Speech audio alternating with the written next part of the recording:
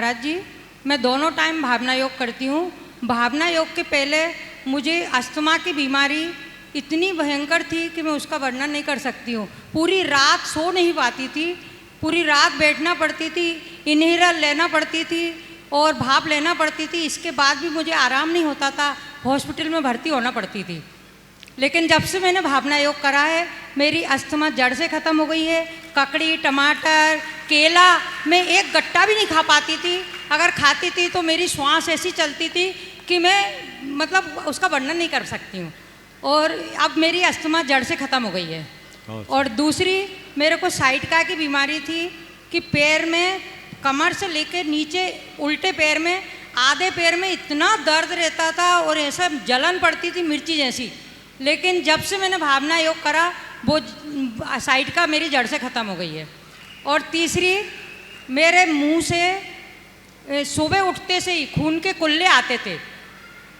तो जैसे मैंने भावना योग करा तो अब खून के कुल्ले बिल्कुल बंद हो गए हैं। और तीसरा, जो अभी 3 दिन से शिविर लगा था भावना योग का, जब मेरे पैर के अंगूठे में क्या पता क्या हो गया था कि मेरे से चलते नहीं बनती थी, इतना फूल रहा था। सब लोग मेरे से मंदिर में बोलते कि जा डॉक्टर को दिखाया, नहीं तो तेरा पैर कट जाएगा, अंगूठा से पूरे शरीर में जहर फैल जाएगा, पूरा पैर कट जाएगा, फिर कैसे चल के आएगी मंदिर। तो मैंने कही मेरा तो डॉक्टर भावना योग है।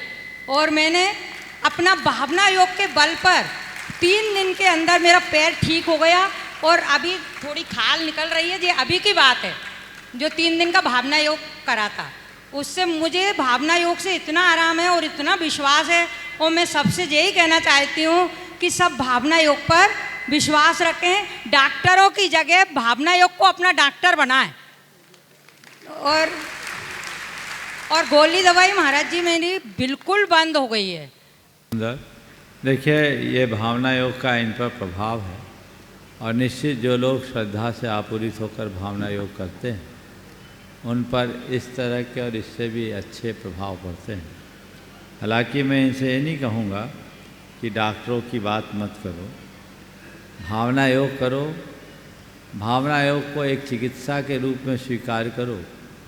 लेकिन कोई बीमारी अगर ऐसी गंभीर है तो आवश्यक चिकित्सा में परहेज मत करना, नहीं तो पता लगा कभी कभी मामला उल्टा भी हो सकता है। लेकिन फिर भी भावना योग करके हम अपनी बीमारियों से काफ़ी हद तक मुक्ति पा सकते हैं। इसका उदाहरण आप सबके सामने